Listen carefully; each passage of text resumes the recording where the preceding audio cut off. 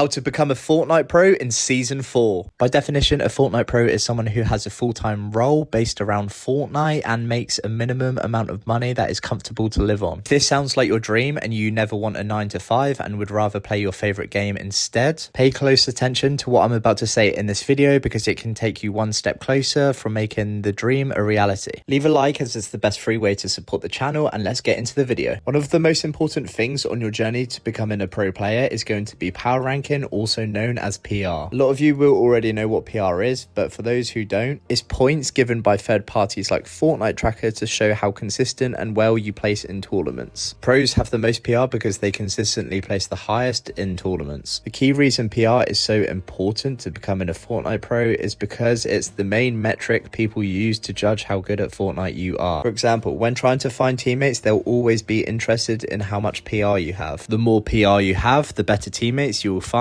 as players often look for players with the same amount of PR as themselves. Because of this, there's a close link between earnings and PR, as the better teams you can form, the more chance you have of getting earnings. But Fortnite players won't be the only people interested in how much PR you have. Orgs looking to sign pro players would also be looking at PR to see if you would be a good investment to them. This is no different to any other profession like football, where scouts will choose the players with the best stats and promise. Before talking about how to get better PR, I think it's important to clarify in this video I'm going to be mainly talking about Fortnite Tracker PR and not Gamepedia PR. As you're watching this video, I'm going to assume that you're not already a Fortnite pro, so you're unlikely to have any Gamepedia PR as it's only rewarded for the highest placements like top 50s. Now let's get into how to get more PR in Season 4. First thing is to actually know what tournaments currently give PR. In Season 4, that's solo victory cups, duo cash cups, and both reload duos and squads. Performance evaluation also gives PR, but as you know, this season it's limited to players who made series points last season. Both the duo cups, duo reload and duo cash cup currently give the most PR with a 1x multiplier, whereas both the victory cups, solo and squads only have half that with a 0.5x multiplier. However, if you were to make finals, it goes back to a 1x multiplier, but you only get any PR if you get a win. All these 5 cups I've mentioned have finals, and qualifying for them is the single best way to skyrocket your PR. Not only will you get loads of PR from an amazing round 1 placement, you'll also get it in round 2, but it's enhanced because of the multipliers and limited amount of people playing. For example, if you were to place 50th in both rounds of Duo Cash Cup on EU, you would get a whole 1,750 PR. Yes, this will be hard, but don't worry, as you guys know, I pump out videos on how to qualify.